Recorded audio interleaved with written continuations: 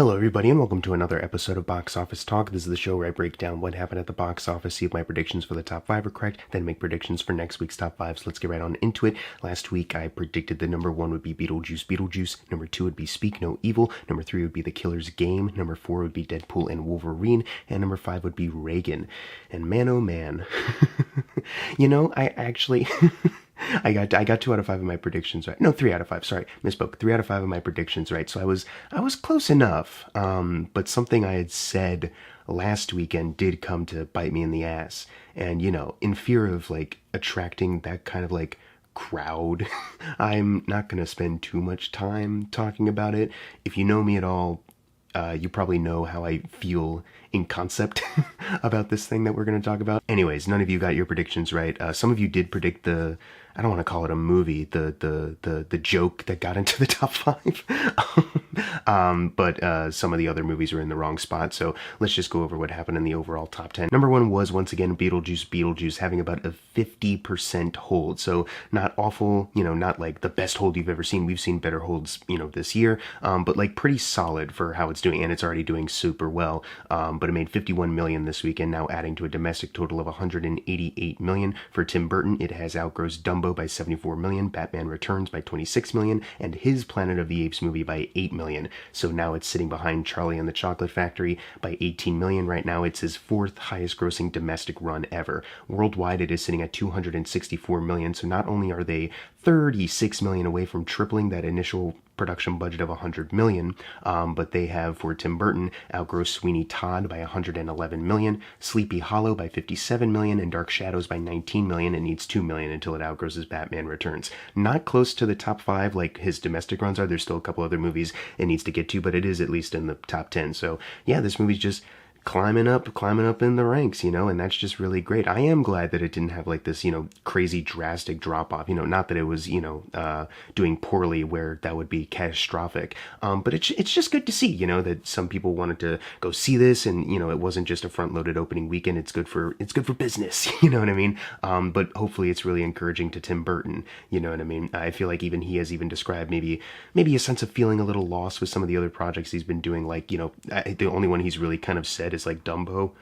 So hopefully this is kind of like a reminder, yes, this is more of what you would want to do as an artist, and that's just really cool. And that's just really cool to see.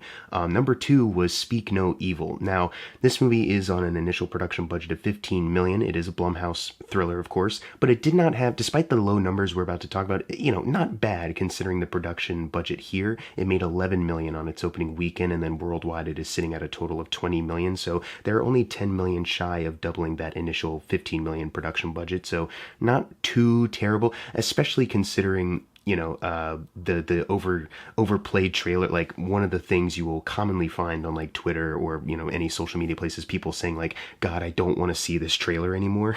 And that's for both trailers, the first trailer and the second one they did, it was just overplayed. And even I noticed that before I even saw jokes about it. I was like, man, this fucking trailer again.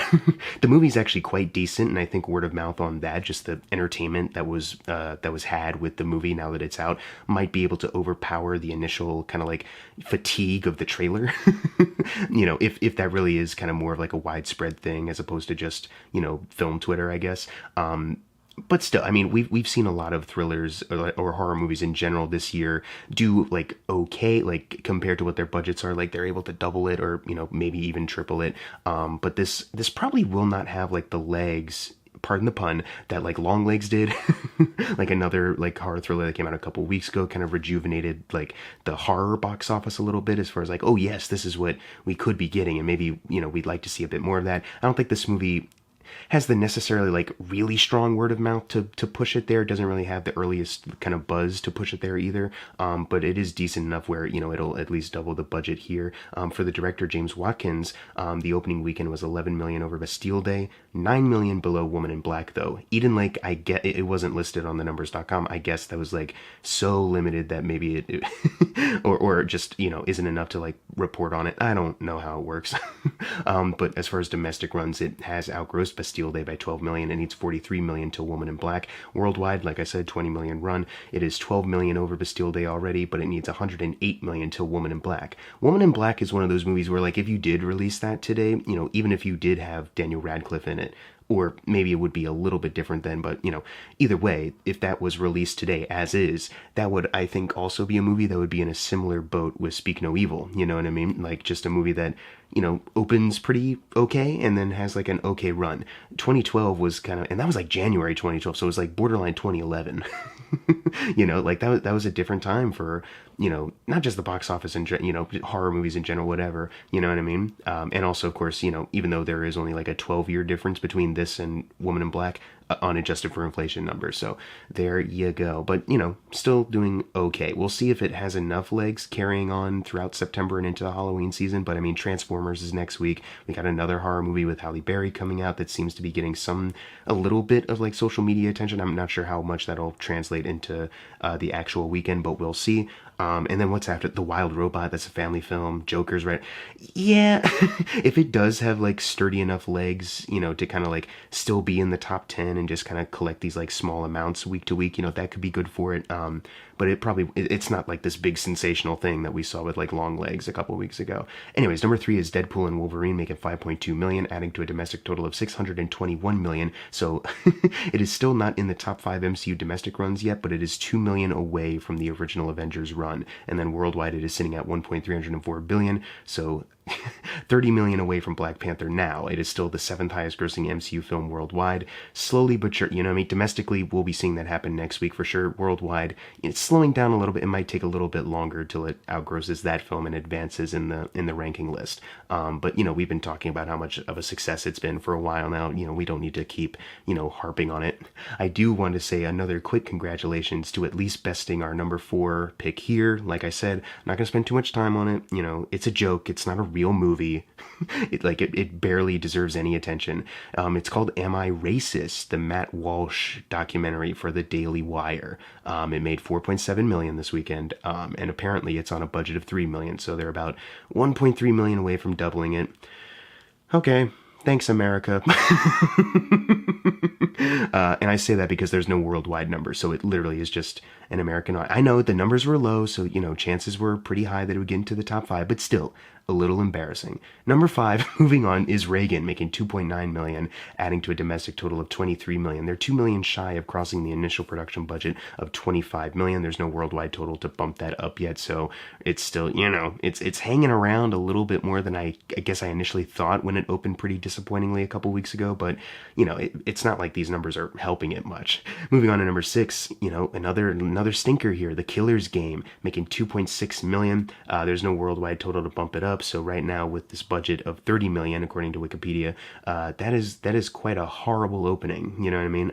No worldwide total, like I said. Yeah, this is and it's not like there's like a great big, word of mouth for it. I think I saw some tweets that were going like, man, there's a new movie from the director of Day Shift, which was awesome.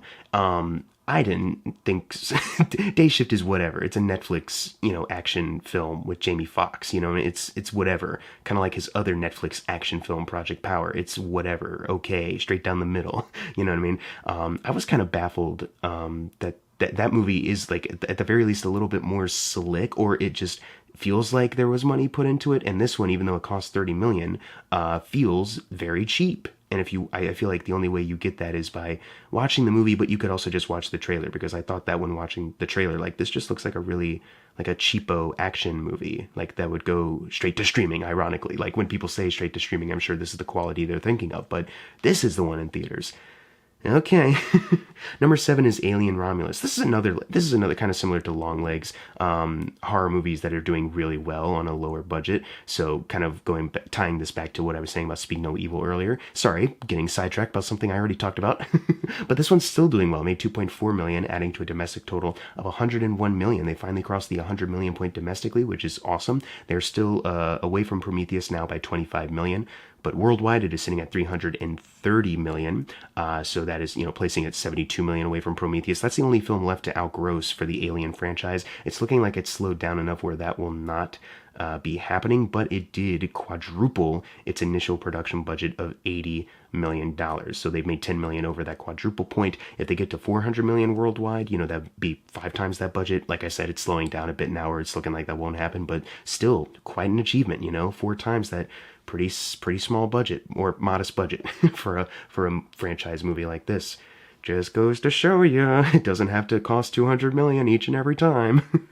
Number 8 is It Ends With Us, making 2.02 million, adding to a domestic total of 144 million for the year of 2024. It is still sitting away from Kingdom of the Planet of the Apes by 27 million, but last weekend I was saying it was in the top 10 highest grossing domestic runs of 2024. Now it's number 11, and you might be like, but it didn't outgross Kingdom of the Planet of the Apes. What happened? Beetlejuice happened. It has outgrossed both that and Kingdom of the Planet of the Apes. So now that's in the top 10, pushing It Ends With Us out. So it's slowed down enough where it's looking like it probably won't crack the top 10 again at this point. But, you know, I don't know, you know.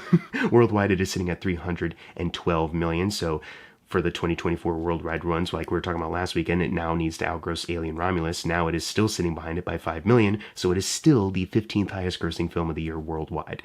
But, you know, on a budget of 25 million, who cares where your placement is? You know what I mean? If you've made over 300 million worldwide, I mean, that's the achievement there. Number 9 is The Forge, making 2.01 million, adding to a domestic total of 24 million.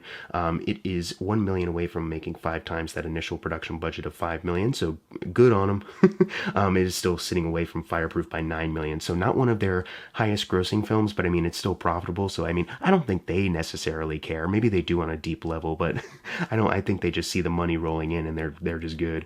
So good on them. And then closing out the video, number 10, God's Not Dead, In God We Trust. I was kind of surprised, I think, that it didn't end up higher. I mean, it's in the top 10 after all for a Fathom event with limited kind of screening times. I think I was a little surprised though that it wasn't a little higher. I thought maybe this could have been the dark horse to get into the top 5, but I think the interest in the franchise has kind of waned for opening weekends. This movie made 1.4 million this weekend, so that is 8 million below the original film, 6 million below 2, and 1 million below A Light in the Darkness. It did have a 1 million over We the People, which is a genuine subtitle for the 4th one. Like, seriously, that's what they called it.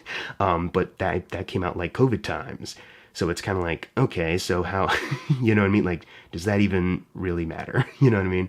It's kind of like unfair advantage either way, you know? It is still doing pretty bad compared to the other films that did so well several years ago. As far as domestic runs, like we were talking about, it has outgrossed the We the People one by a couple 100,000. It is sitting behind A Light in the Darkness by 4 million, but it's looking like since it's about to exit the top 10, it won't even make that much. So wompity womp womp. Who cares? That's the end. What a weird top 10 this was. What a weird weekend.